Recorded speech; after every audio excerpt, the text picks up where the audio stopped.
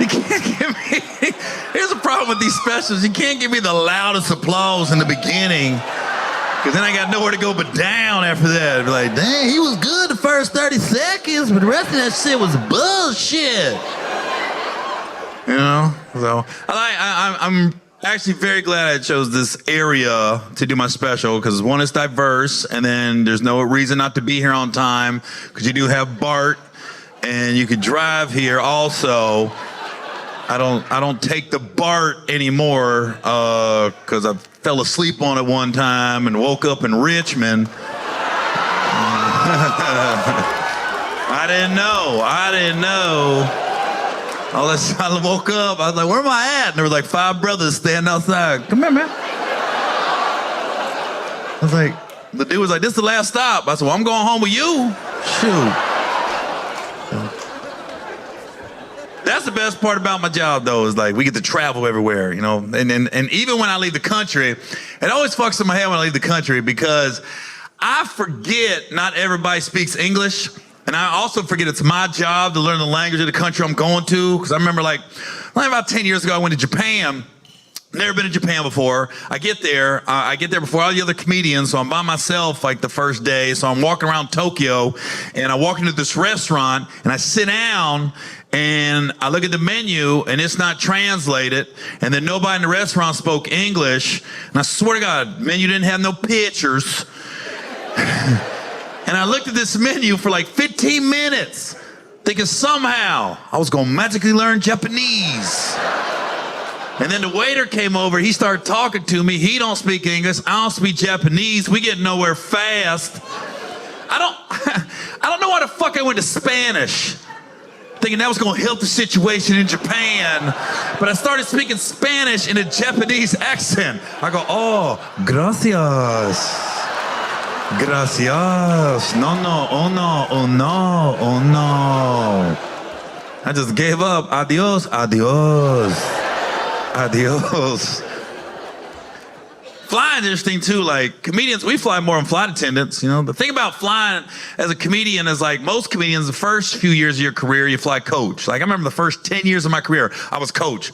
But then you fly so much on like American, United, Delta, they'll start upgrading you. And it's weird mentally to make that transition from coach to first, especially when you're not paying for first. Because then you get to the airport, you feel like you're cutting because you're boarding first. Then they see you in the front of the plane. I wish first class in the back of the plane. I don't like it in the front, because you got to sit there and everybody got to walk by you. And you don't want to make eye contact with anybody, because you don't want the people walking by you. You don't want them to think that you think you're better than them, because we all judge people. Because I'll tell you this, if I'm in first and I see a dude get on the plane with a Gucci backpack, Louis Vuitton belt, Prada sunglasses, diamond chain, and the motherfucker's in 3060.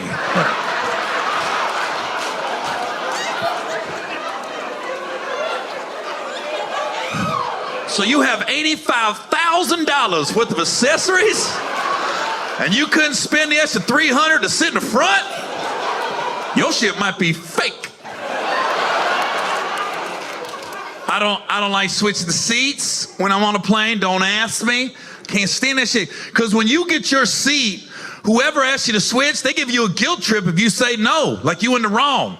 Because, you know, I sit on the A side. I know I like to sleep like this. I can't stand it when people ask me to switch seats because they don't give up. They'll just come over. Excuse me, sir? Sir? Sir? Sir? Sir?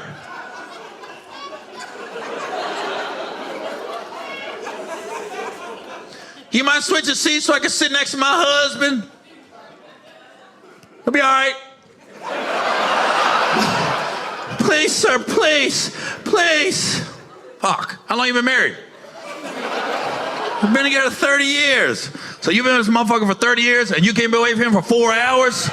You talking the wrong motherfucker about marriage right now. Let me tell you about my motherfucking marriage real quick. Not the fuck away, not the fuck away. They walked away, so. I tell you what, the best thing about first, though, is like, it's not the chairs, they're a little bigger. You get fed, man. You get like hot meals. But here's the problem with airlines. Most domestic flights, you got 4 rows of first and you got 4 seats a row. That's 16 first class seats. So you figure they would put 16 delicious meals on the plane. They don't. They put 8 delicious meals, 8 bullshit meals. And you better hope you're in the first 8 seats so you can get a delicious meal. Because sometimes I'll be in like row 3 or 4 and it'll hit me, I go, fuck. I ain't gonna get a delicious meal. And you gotta listen to the flight attendant go to 1A and explain the difference in the meals, you know? Hi, will you be joining us for dinner tonight? I'm hungry. Okay, we got 2 choices on this flight. Our first choice is a seared steak, loaded baked potato, Caesar salad with a piece of cherry cheesecake. Our second option, bologna on a stick with celery and carrots. Like, well, that's a hell of a window, ain't it? And you just sitting there and you just listening to all the steaks leaving first. You're like, fuck, he want a steak, she got a steak, he got a steak, he got a steak. I ain't gonna get a steak. And then you realize you was nice and you switched seats. You was supposed to be in 2A. Now you're looking at the lady, hey bitch, don't take my steak.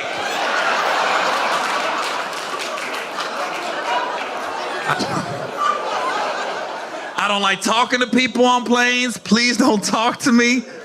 Because here's the problem when you talk to somebody on a plane. If you sit down next to me and you ask, and I think the icebreaker is, what do you do for a living? That's what most people ask. If you get on a plane and you sit down next to me and that's the question you ask me, hey, what do you do for a living? It tells me a couple things. One, it tells me you don't know who I am.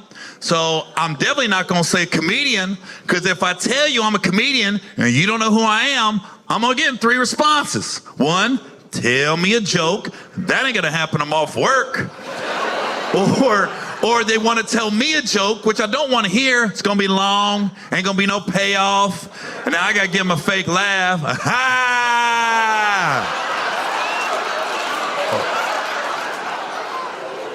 Or they always ask you, I think comedians were the only line of work they ask you to know somebody. Are you a comedian? Hey, do you know Frank Smith in Milwaukee, Wisconsin? He's a local comedian in Milwaukee. Been any TV shows, any movies or anything? Oh, no, it's a local guy trying to get us down with their Frank Smith, Milwaukee, local guy. How the fuck would I know Frank Smith from Milwaukee?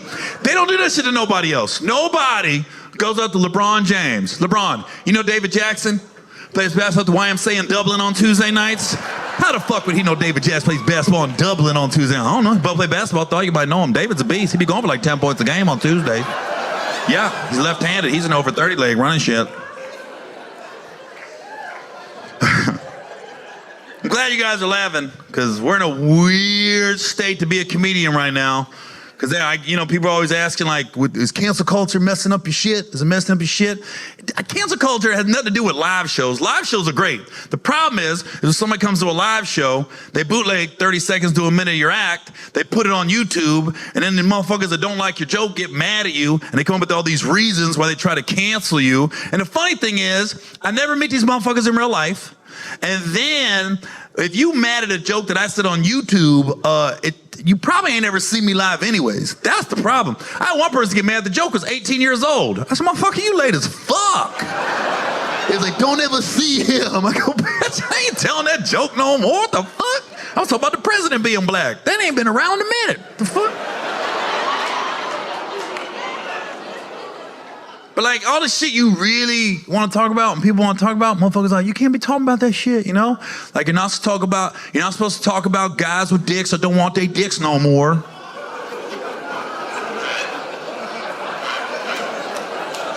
Slow crowd.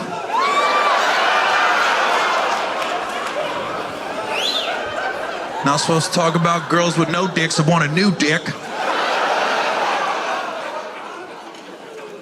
Bruce and Caitlin fucked the game up, man. Put that dude on the cover of Wheaties, whole time he wanted to be on Fruity Pebbles.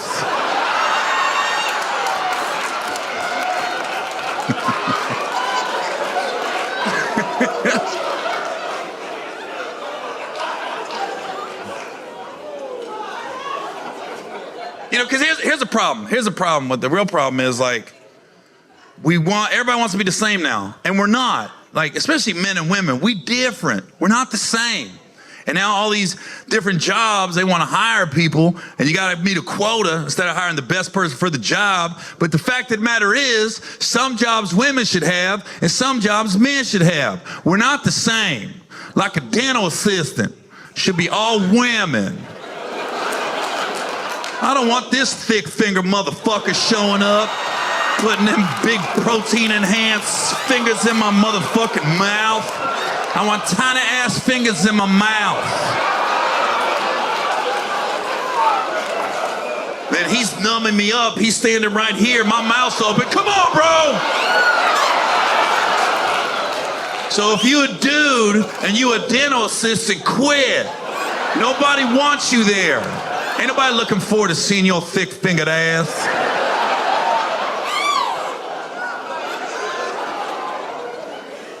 Nurses should be all women. The fuck you doing? You a grown man. You a motherfucking nurse. Because I'm just saying, when you get sick, as anybody, when you get sick, who you want to take care of you? Either your wife, your mom, or your grandma. Not your fucking Uncle Daryl. Ain't nobody want to see you at the motherfucking hospital. Shit, hey, listen, I had knee surgery last year, and I'm coming out of anesthesia. I'm in and out, right? I'm half in and out. I'm all fucked up. My knees all fucked up. And then I had a female nurse, thank God. And then I couldn't eat or drink until I took a piss. So I couldn't piss. So there's like, my nurse came in, and I'm half out of it, right? And she goes, Gary, she goes, we gotta put a catheter in you so we can drain you so you can get something to eat and drink. Are you okay if I put the catheter in, or would you prefer a male nurse? I woke up. I said, why the fuck would I want a male nurse? I went right back to bed.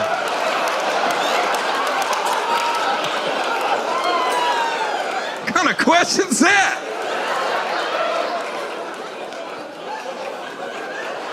And if there are any nurses in the audience, thank you. Thank you for what you do. This God's work right there. You know? Because I don't know how nurses do it, man. You can see a lot of shit. I mean, you can see a lot of shit. You got white people. I don't know how nurses be wiping people. I couldn't do that shit. Get some shitty ass patients in my hospital. You hitting that buzzer, and I shit myself. Well, it's 3:45. I'm off at 4:30, so you gotta wait about 45 minutes. You're not gonna change me? Nah. I've been for 12 goddamn hours. You gonna shit yourself right before I clock out? I told you not to eat the tapioca.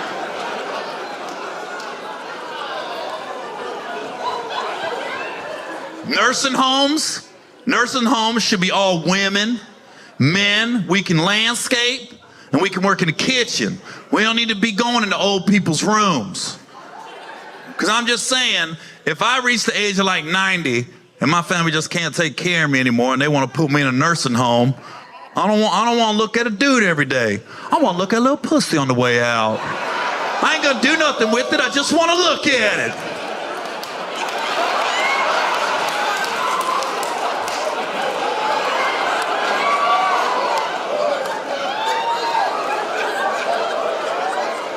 I'm gonna be a dirty old man too. I'm telling you, I'm gonna be a dirty, nasty old man. I'm gonna be hitting my buzzer and Mr. Gary, I shit myself.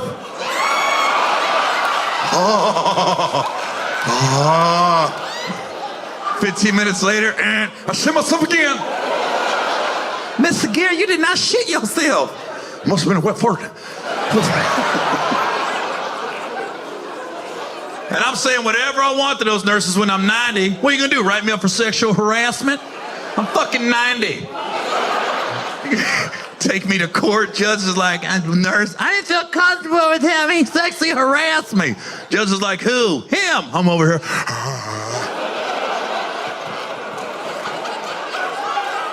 If you don't get your ass out of my courtroom, motherfucker can't even walk. Yeah, but I'm saying whatever I want when I'm 90 to them nurses. Ooh, whatever I want. Because I really ain't got time to bullshit. I ain't trying to flirt. I'm getting right to the point. As soon as they come in the room.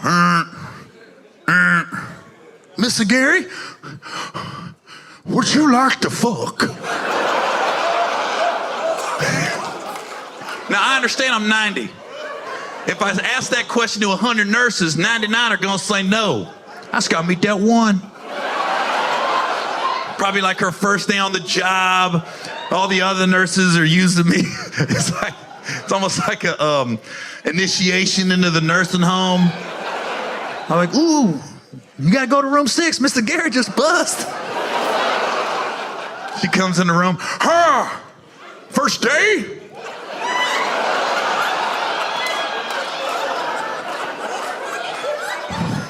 Would you like to fuck?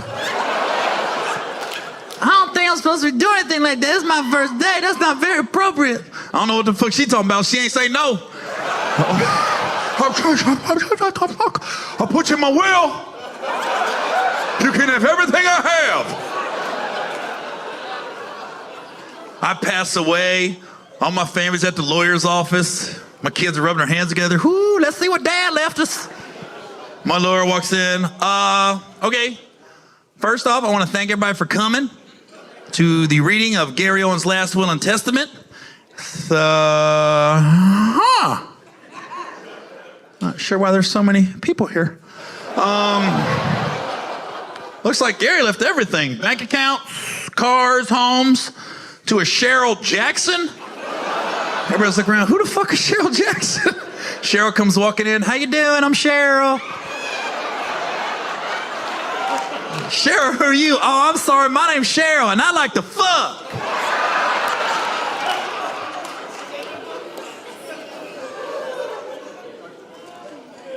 People always ask me, somebody said, he going out with a bang. That's funny. You might be my roommate. Would you like to fuck? Well, if she don't, I'll fuck her.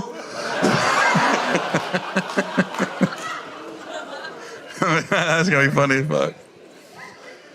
People always ask me too, they always ask comedians like, what did we do before we were stand-ups, you know? And I always tell people I was in the military. They always think I'm lying. Like, what? Motherfucker, you was really in the military? I said, yeah. Here's the funny thing about my time in the military. The crazy part is, I was on TV and in the Navy at the same time. And I'll tell you how it happened. I was stationed in San Diego, and I'm doing stand-up on the weekends and on my off nights, right? But no, the Navy don't know I'm really trying to be a stand-up. So I'm driving in my car, and I hear this radio station, Z90 in San Diego. They was like, we're looking for the funniest black comedian in San Diego. So I called in. And I didn't say I was white or black. I just called in and left my name, and I put a little bass in my voice. Hey, what's up? Is this a contest? Yeah, you want to sign up for that shit? Yeah, I won't be there. I think they knew I was white when I said my name. What's your name? Oh, yeah, that's Gary. Like, ain't nothing gangster about Gary. So I showed up at the contest. I won it. First prize was an audition for Comic View. So I go up to LA, I audition for Comic View, I get on Comic View. So back in the day, this TV show Comic View, it was a contest, and they taped the whole season. Yeah, they taped the whole season in 1 week. So it was Monday through Friday. They did 5 episodes a day. So they get 25 episodes in. All I did, I took a week's leave, drove up to LA, recorded Comic View, came back down to the base. I thought nothing of it. Couple months later, I'm airing now on BET, yet I'm on the base working. So I'm waving cars on the base, and I'm on TV. And every now and then, her brother will pull on the base and be like, motherfucker, was you on TV last night? Yeah, keep it going, player. All right, have a good day. So then, a couple months later, I get this phone call from this guy named Curtis Gatson. He was the head of BET. His assistant called and was like, Mr. Gatson would like to meet with you. I go up to LA, meet with him. He said, we want to make you the host next year. I said, oh shit, I'm still in the Navy. So, like I said, the Navy don't know I'm doing stand-up. BET don't know I'm in the Navy. I said, how am I going to do this shit? So I had 6 months left of my enlistment. They weren't filming for another 3 months. So what I did, I went back to my base and asked, can I get out 3 months early? And they was like, what for? I said, I got a TV show. And they was looking at me like, motherfucker, we heard of some lies. But I think they thought it was like public access or something. So when BET actually sent them the contract, they found out it was legit. I had to go in front of a board. So I go in front of this board. There's 4 people on the board, right? When I walked in the room, I saw there was 3 black dudes and 1 white dude on the board. So I looked at it like, oh, I got a shot here. This is definitely a jury of my peers for this TV show.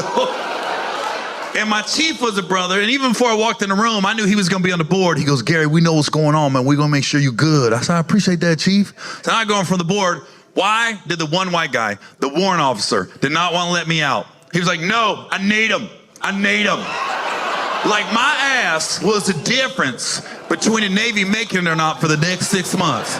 Like if I get out, Navy's going to shit for sure. So I'm standing there and we're having this back and forth. I'm pleading my case. And honestly, I wish everyone in this room at one point in your life could have the feeling of empowerment I had at that very moment. Like it hit me. I go, oh shit, I'm not asking. I'm telling them I'm getting out. Honorable, dishonorable, I don't care. Because it hit me, and it's held true. I've never been hired for a TV show, a movie, or a comedy club, and they've asked me for my military record. It's never fucking happened. So I was like, oh shit, I'm getting out. So I just told him, I said, sir, with all due respect, I'm not asking. I'm getting out. He was like, you can't tell me what you're gonna do. You can't tell me what you're gonna do. I said, I will do a line of cocaine on your desk. If that's what it takes, then that's what I'll do. That motherfucker stood up. What the fuck he say to me? What the fuck he say to me? My chief looked over. He's like, I think he said do a line of cocaine on your desk. Fuck that dude. I got out.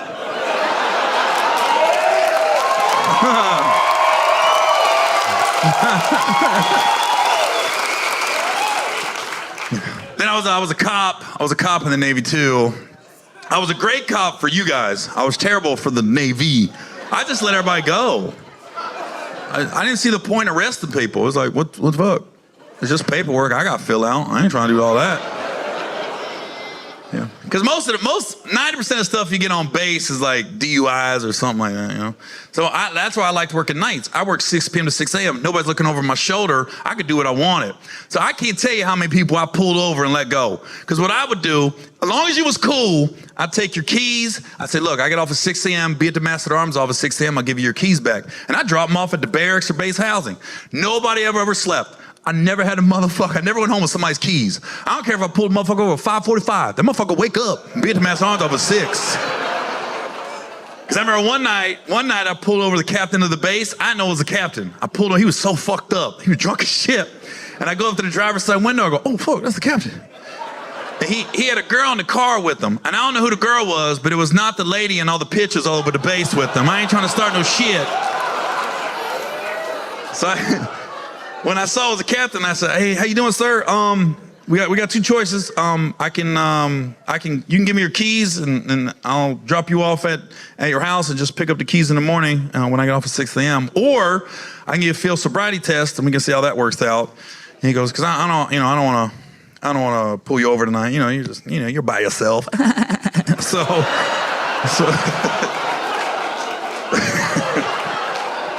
he's like, yeah, I'm gonna go with the first option. I said, that's a smart move, sir. So I dropped him off by himself at his house. Next morning, 6 a.m., we had shift change. Everybody's freaking out. They're like, oh, fuck, the captain's outside. The captain's outside. I know why he's there. I got the motherfucker's keys. So I walked outside. He had his hand right here. I just dropped him in there. He grabbed it. I thought nothing of it. Thought it was over with. Week later, I'm at midday muster. My chief calls me up. Petty Officer Owen front and center. I go, who the fuck snitched? So I go up there. And my chief was like, we got a letter of commendation from the captain of the base. What a fine job you're doing on night patrol. I was like, me? Yeah, I was like, oh. Yeah, he doing too much right now, bro. But once I realized that happened, I was like, oh, I don't have to salute him anymore. Because I had to see him on the base, and I'd tell my boys, watch, I'm gonna walk up to the captain, I ain't gonna salute him. They said, motherfucker, you'll get in trouble. I'd be like, watch. I'll be walking up, I go, how you doing, sir? He goes, ooh, this motherfucker right here, he's back.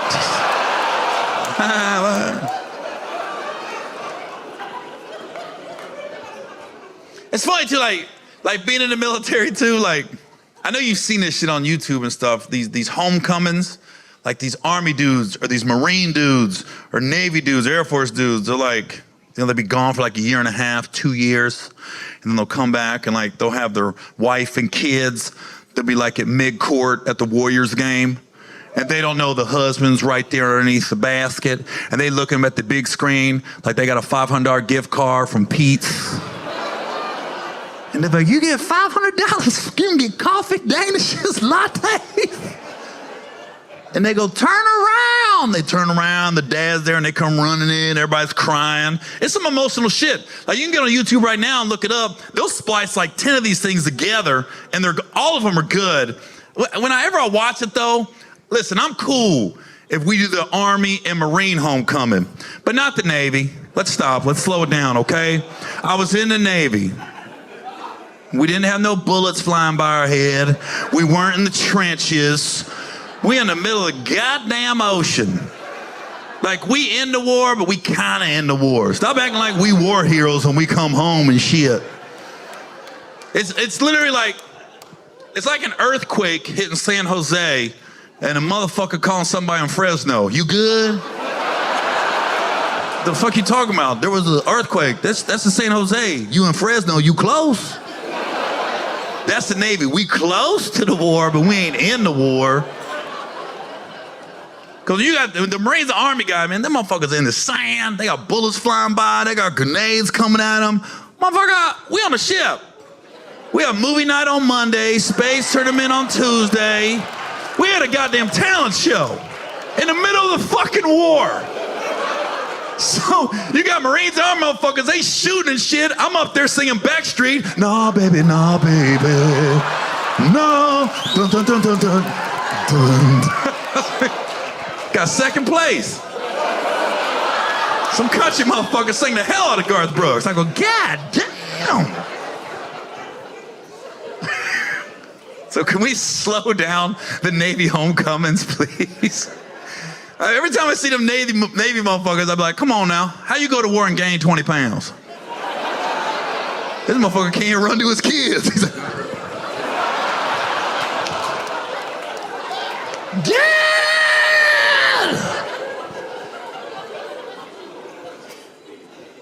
It's weird too. It's weird because I got like, my grandpa was in the Navy. My dad was in the Navy, you know, it's weird. Like my dad at one point, he was young, he was like 18, he was stationed in the Philippines. So I'm pretty sure I got some brothers and sisters over there.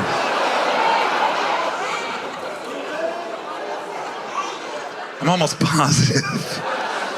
It was a different time when he was in the Navy. I was wondering why every time Manny Pacquiao would fight, I'd root for him hard. It's like, I really want him to win.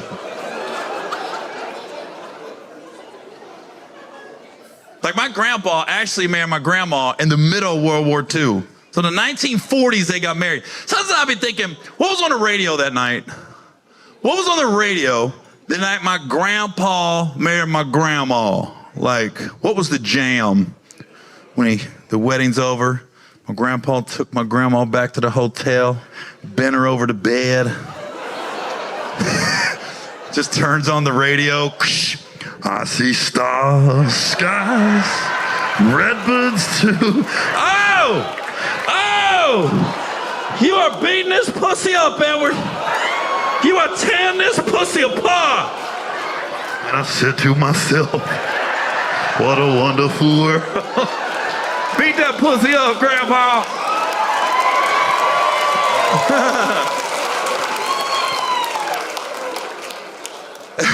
It's funny too, because when you're a kid and you just hanging out with your family, you don't realize like there's some shit going on in your family that is not normal, right? Like for my grandparents, for example. So my grandparents had 9 kids. They have 5 girls and 4 boys. And all 5 girls were pregnant as teenagers. What the fuck was going on in my grandparents' house that every woman was wilding? And my mom waited the longest to have me. She was 17. All her sisters must have been looking at her like, what the fuck you waiting on? You trying to drive yourself to the pediatrician? Miss Independent? Because I remember right, my grandpa passed about 14 years ago. I remember right before he passed, one of his last wishes, he wanted everybody to get together. He wanted just one big family reunion.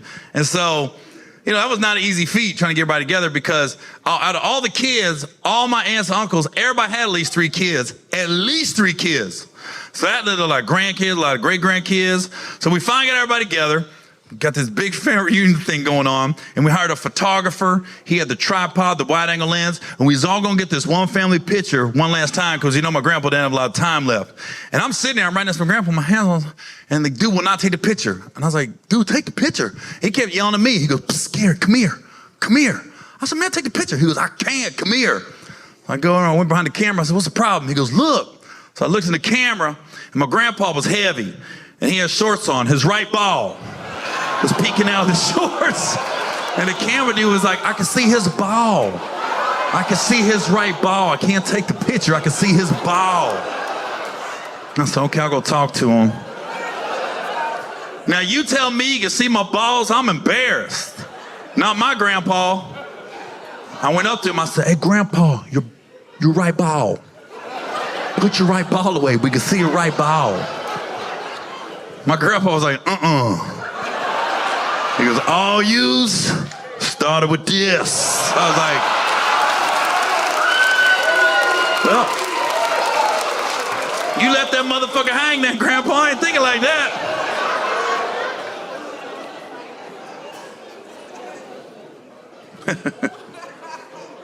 I tell you what, man.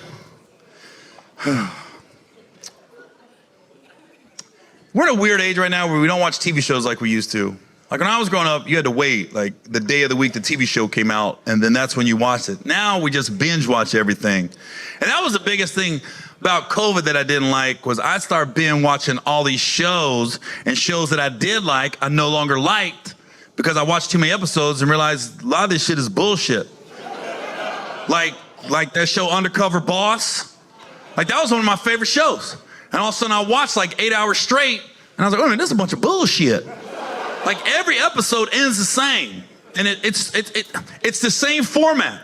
It starts out, you get some CEO of some multi-million-dollar corporation, and this dude wants to go undercover where the minimum wage workers are working, and he wants to see how he can help boost morale and productivity within his company. So the dude will put on like a wig and a beard and a hat, and he'll show up at some company it'd be like the CEO of Panera, like Panera Bread. And this 65-year-old man will just show up one day unannounced at Panera. They'll pair him up with like some 23-year-old chick, and he only works for like an hour. And this chick has to teach him how to make lattes and soups and cookies and stuff like that. And because that's normal. 65-year-old motherfucker just showing up to work the line with a camera crew. That happens every day. And like I said, they only work for an hour, and then the 65-year-old dude and the young lady, they go in the back of Panera on a break, and they're in this break room, and this chick will open up her whole fucking life to this man she's known for an hour. That shit don't happen in real life. I worked at Taco Bell in high school. I can't imagine some 65-year-old dude showing up at Taco Bell. I got to train him, and after an hour, we go in the back, and he starts asking me undercover boss type questions. So we're just sitting there. Hey, Gary, hey. Thank you for training me today at Taco Bell. Do you like working at Taco Bell?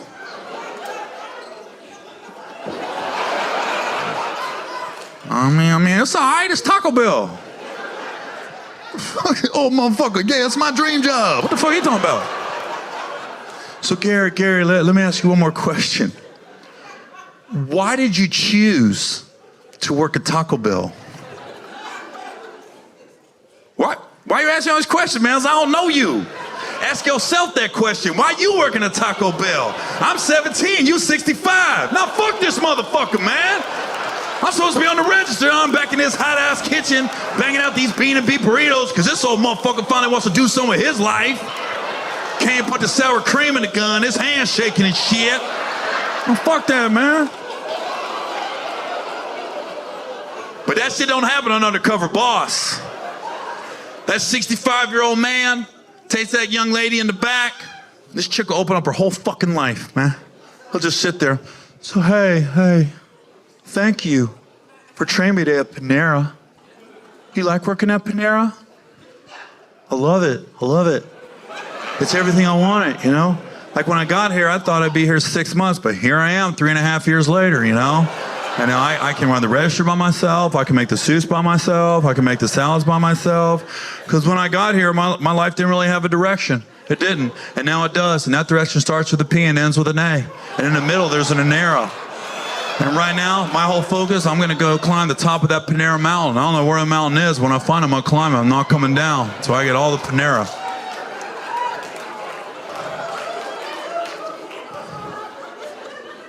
But you're a beautiful young lady. You could probably choose to work anywhere. Why would you choose to work at Panera?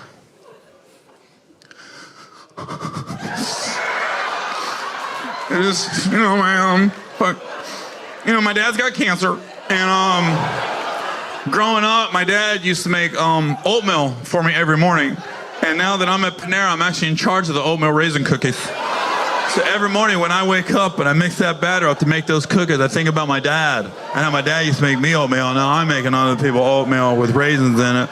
And it's not perfect here at Panera. It's not, because if I could change one thing about this company, I just wish we put 2 more raisins in every oatmeal raisin cookie.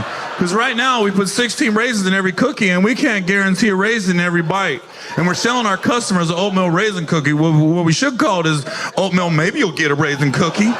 And I got a son. He's everything to me, but he's blind. He can't see shit. But he loves the smell of oatmeal raisin cookies. So every morning, when I take that first batch of cookies out of the oven, I close my eyes and I take a whiff of those cookies. And I know my dad's in my heart and my son's in my nose. At that very moment, they come together as I sniff those oatmeal raisin cookies. And I got a daughter. She's my light. My son's my world, but she's my light. But she doesn't want to be a girl anymore. She wants to be a boy. So I'm trying to save up for the surgery, but you got to be at Panera for 6 years to qualify for medical insurance. And I've only been here 3.5, so I got to wait 2.5 more years, and hopefully we can have the surgery and I can turn Jennifer into James. And that's the first 30 minutes. So then they go to commercial break, and then they come back. And when they come back, now the CEO, he done went home, got a shower, shaved, got a 3-piece suit on. Now he's really looking like the CEO of a company. And then he sits down in this big, beautiful office. And then they show the girl that was just with him 5-6 hours earlier. Now she's in a limo headed to Panera corporate headquarters. Then they sit her down in this room. And she's looking around. Then this dude walked in that she was just with earlier that day. But now he looks different. And she's just staring at this dude like, I know you, but I don't know how I know you. She's just looking. What?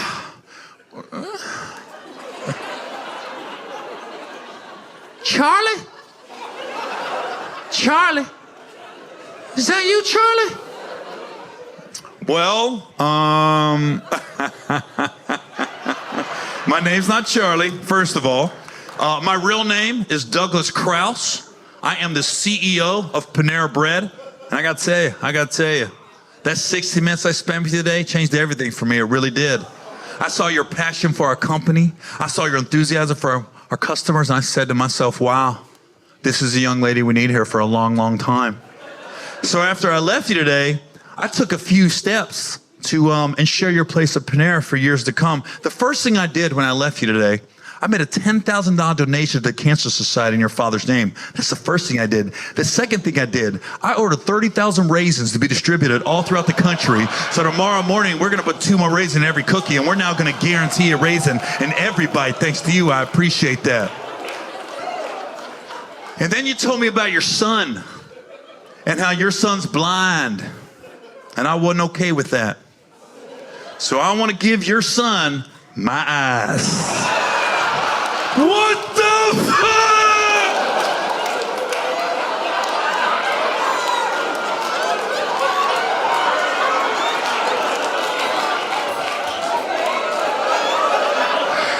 Panera! Panera! Wow. Emotional, I get it. Let it out. Let it out.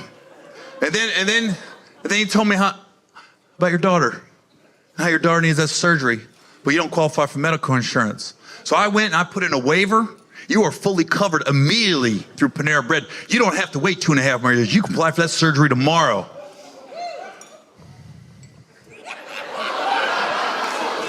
Still wasn't enough though, still wasn't enough. Whew. So I talked to her with my wife. I want to help your family out, and I want to give your daughter my dick. I want to cut my dick off and give it to your daughter. What the fuck?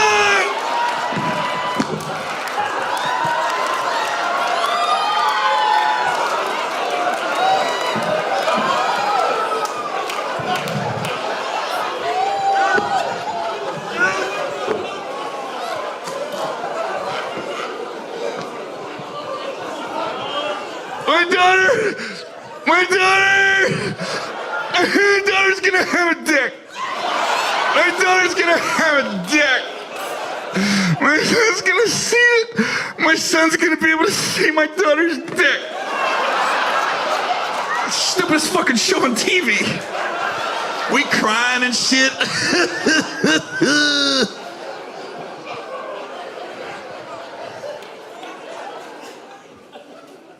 So here's the thing. Here's where I'm at in my life right now. I am by no means a relationship expert at all.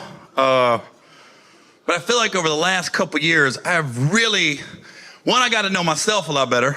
And I think I got to know men, like what men want out of relationships and everything. And I can only speak from a man's perspective. I can't speak from a female's perspective. But it's not complicated. It really isn't, And I see we got couples in here tonight, but then if you're single, I want to help the single ladies out too in here. So listen, ladies, if you're single, okay, and you're out there dating, you're trying to meet Mr. Right, and you're meeting different guys. Listen, when you meet a guy and you go on a date, especially the first date, fuck. Immediately. That's all I got. I just figured I'm about to get all deep and shit. Hell no, it's time to fuck. It was funny, the whole crowd was like, where's they going with this? Because that's all guys want, ladies. That's all, we just want to fuck. Like seriously, we don't care about your hopes and your dreams and your goals in life. We don't. We just want to fuck. And until we fuck, everything you say to us is going back to fucking everything. Oh my God, I just got my master's from Harvard. I ain't never had no Harvard pussy. Had some community college pussy, that was good, but Harvard, that's Ivy League. Because I know I did that movie Think Like a Man, and in that movie, Steve Harvey, he wrote that book, and when I read the book, and I read that part where he was telling women, he was telling people to wait 90 days. When I read that, I was like, this is the dumbest shit I have ever read in my life. Ain't no dude waiting 90 days. I read that book like it was fiction. Like, who wrote this? Harry Potter? This ain't real. Ain't no dude waiting 90 days. I wish a woman would tell me wait 90 days this stage of my life. Woman, Gary, I need you to wait 90 days. All right. I wait 90 days for you. I'm gonna fuck 3 other girls in the meantime. But I'm gonna wait 90 days because you asked. 90 days is up. Oh my God, I can't believe you waited. I know, I surprised myself. But you're worth it. She's not.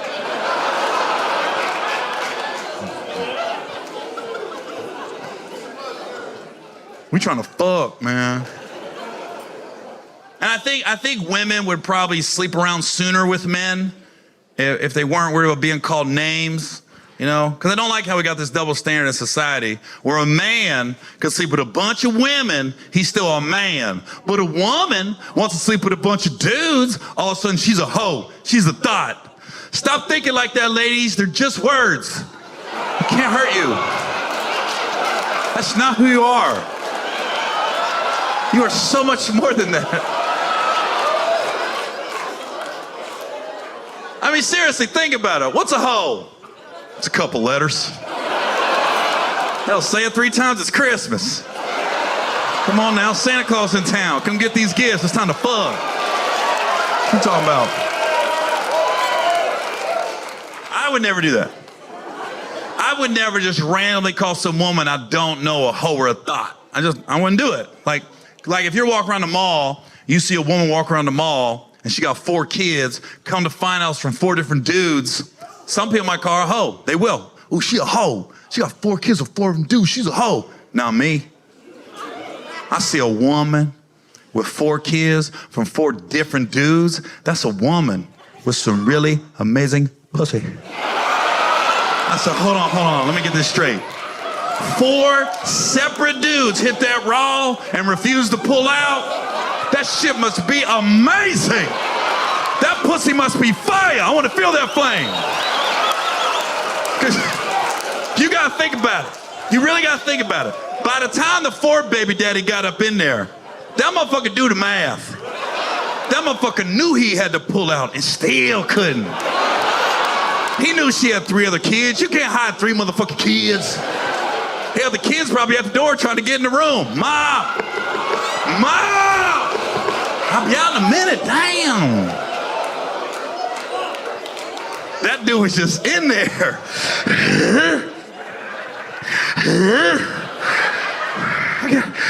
I gotta get out of here. I should probably leave soon. Oh shit. Oh shit.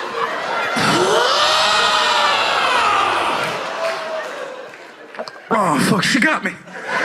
She got me. You can't be mad when she calls you 2 months later. I'm pregnant.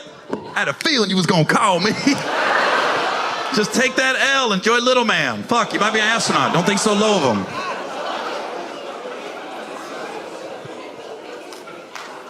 Because that's the only one of the 10 commandments I don't agree with, is when they say, wait till you get married before you have sex. You can't do that. You can't do that. I don't know. I think Jesus and God have a sense of humor. Because this is the truth, ladies.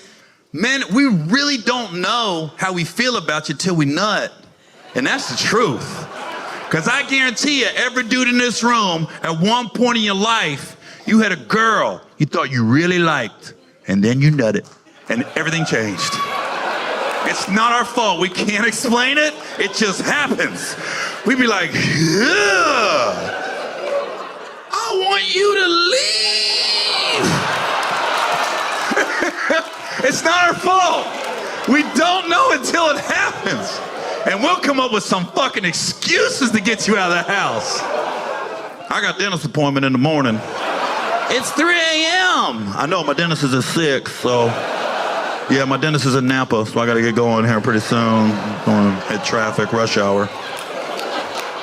Don't be mad at us, it just fucking happens, man. If you're in a relationship, ladies, with the dude, one thing is, like, you gotta be open to trying new shit. Especially if you want a dude to not fuck anybody else. Only you. You better be open to some trying new shit. Because, and if your dude asks you to try some shit he's never done before, you better fucking do it. I'm telling you, don't be judging him. For real? Not me. I'm just saying. Somebody out there will do it. So. Because, man, we don't question shit. We get excited when our woman says shit. Shit we never did before. It ain't gotta make no goddamn sense to us. We don't give a fuck. Suck on my left titty, put your pinky in my ear, dang your balls on my pussy, don't put nothing in. Got it? I don't know what the fuck you getting at this, but you my woman. We ain't gonna suck the right titty, the left titty. We ain't gonna disrespect you, you said left. Because I'm at a point in my life, I'm trying everything. I don't give a fuck. I'm saying whatever I want, just to see if it happens. Half the time, I don't even mean it. I'll be sitting there, suck my balls from the back. Oh my God, she's doing it. I was kidding. I remember the first time I did that shit, girl was in the bed, I'm at the window, looking down at the pool. It's like 11 a.m., I'm fucking around, suck my balls from the back. This girl jumped out of bed like, I was like, oh my God. I was kidding. So now I'm stuck.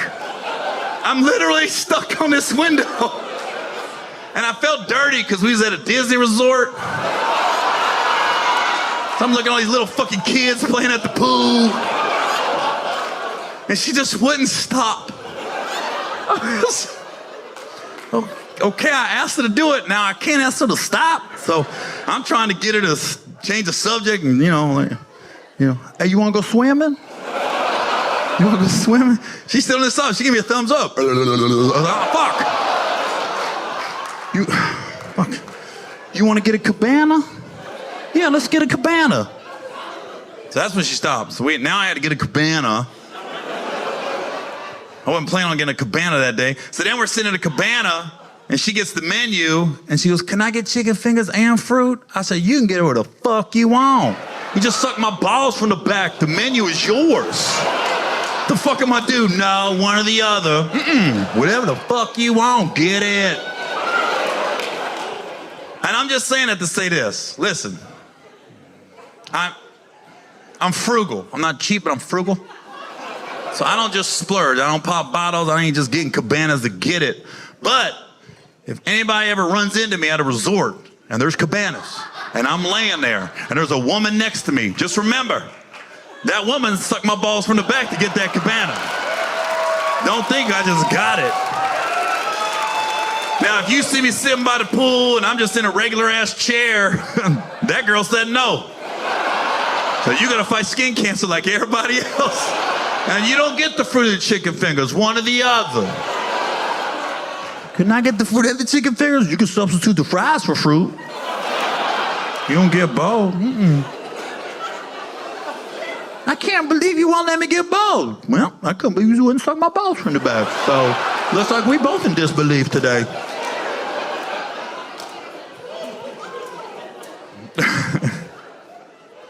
It's funny too, because man, everybody always remembers their first time you sleep with somebody. But I think as a dude, man, I think the first time you finger a girl is almost as big as the first time you sleep with a girl, because it's usually the first time you touch a woman's private part. That's a big day. Because I still remember the first day I did it. I'm vividly. It's seared in my brain. Because I was in high school, and it was the first week of school, 11th grade year.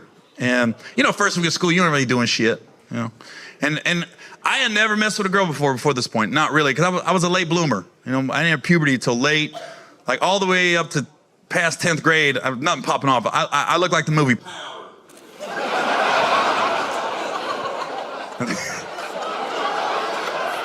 Then I hit puberty, and then I showed up to school 11th grade, and me and this girl, it was at lunch, and we ended up in the gym. I'm not gonna blow her spot up, but shouts out to Brenda. Not gonna give the last name. So me and Brenda ended up in the gym, and we're making out, and then my hand went up her shirt. And that's the first time I ever touched a titty in my life. But I never went inside the bra because I was nervous. And I remember I was just rubbing on her titty, and I was like, damn, Brenda got a real bra. My mom got bras like this. I've seen bras like this in the dryer. And then my hand went down her shirt, and I hit the belly button. And I started playing with it. And she's like, Gary, you know that's my belly button? I said, I know. I did, and I thought I was there. I was thinking, damn, Brenda gonna have tiny ass babies. How's she gonna push a baby out of this tiny hole? Then I looked at the clock, and I was like, oh, lunch is almost over. I gotta make a move. So I put my hand down her pants. I had no idea how the female body worked. I didn't know when your fingers are down there for a few seconds, the weather's gonna change dramatically. Because I was like, oh, you leaking. You leaking, Brenda. You gotta go see the school nurse. Something wrong with you. Your shit broke. Your shit, what the fuck is this shit?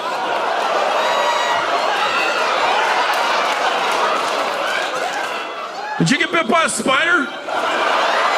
What kind of Peter Parker pussy you got, Brenda? I remember walking around the halls just intrigued all day with my hand.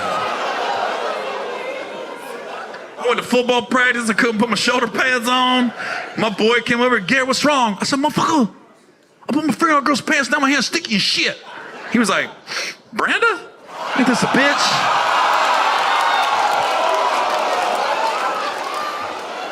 Here's the crazy part about that whole story. 15 years later, I'm back in my hometown. I'm at IHOP.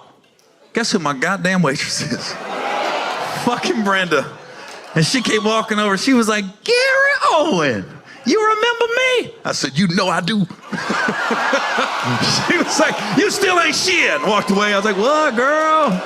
The fuck, I forgot? No, motherfucker, I fingered you.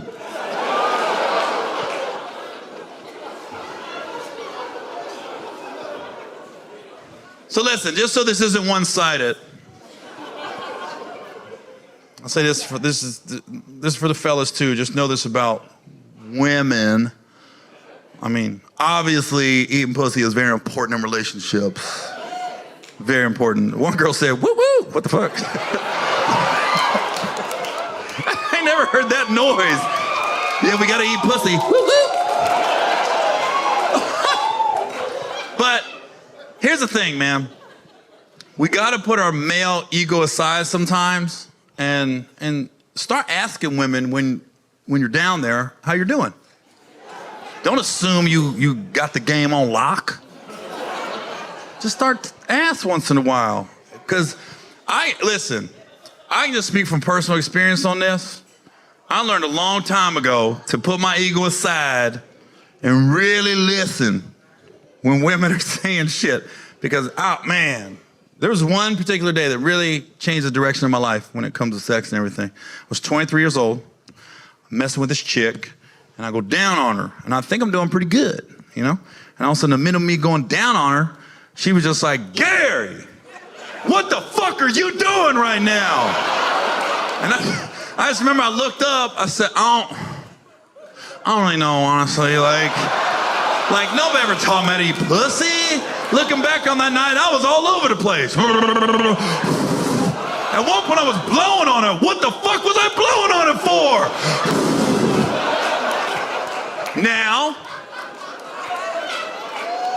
my life could have went in two different directions that night. I could have went off on that chick because she was being honest with me. I could have went off. Bitch, you don't show me a pussy. I ain't pussy all day, bitch. But I didn't say that. I could hear the hurt and the disappointment in her voice. So when she yelled at me, I was just like, I don't know. Can you help me? Can you help me get better, please? And she did. She helped me get better. So for the next 2 weeks, every couple days I would go to her house and I got better. And I remember,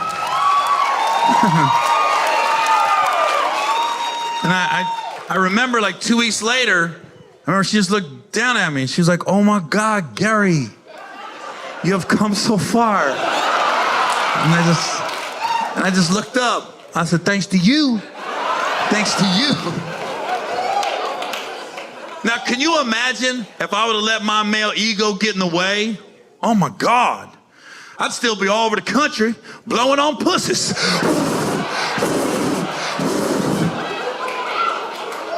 Now, I still got to take the L in this story. I'm still the loser here because any women that ever messed with me before the age of 23, and they're out there scattered, right? Every time my face pops up on a TV screen or in some movie, there's women out there looking at their girlfriends. Ooh, that pussy motherfucker. What? Yeah, girl, he went down on me one time. He started blowing on my pussy. What? Yeah, girl, I'm trying to get wet. This motherfucker drying me off and shit. Guilty.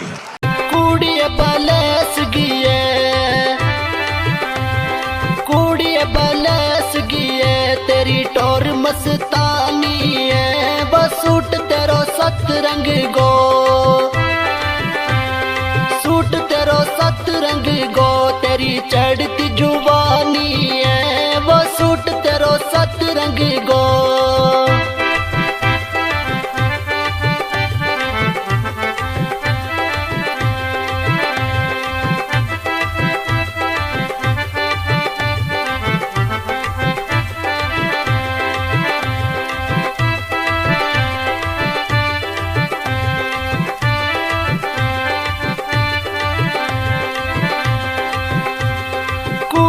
बलस गिए कुड़िए बलस गिए तेरी बायां बिच बंग सोबे वो अखां बिच सुरमो तेरे अखां बिच सुरमो तेरे हाथ मेहंदी गो रंग सोबे वो कुड़िए बलस गिए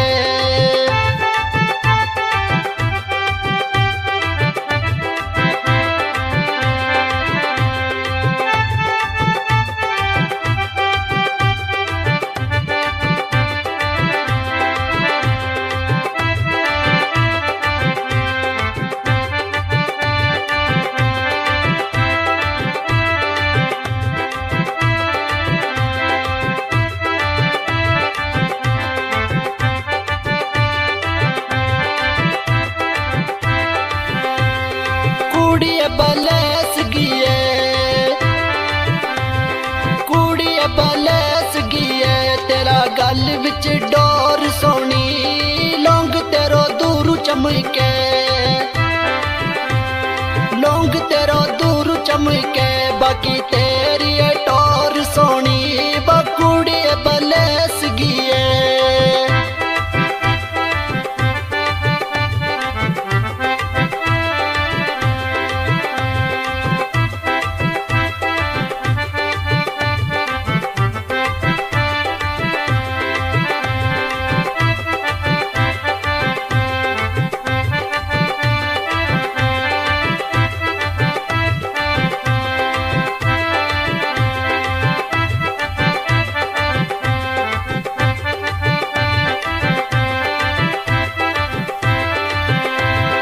कुड़िए बलस गिए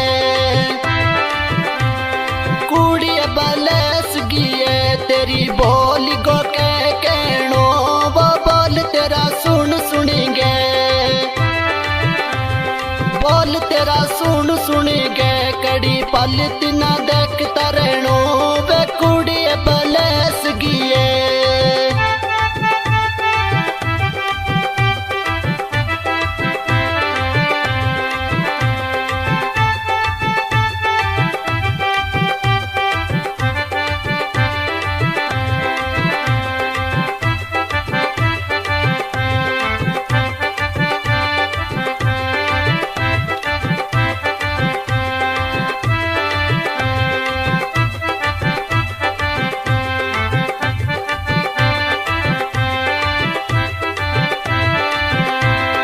कुड़िए बलस गिए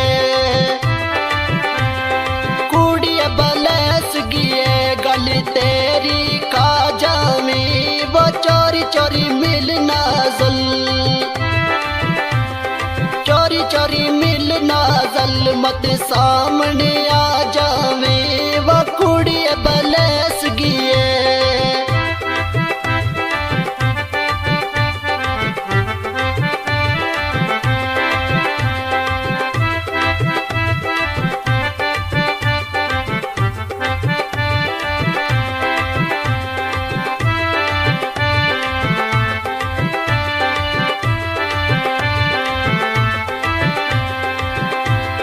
कुड़िए बलस गिए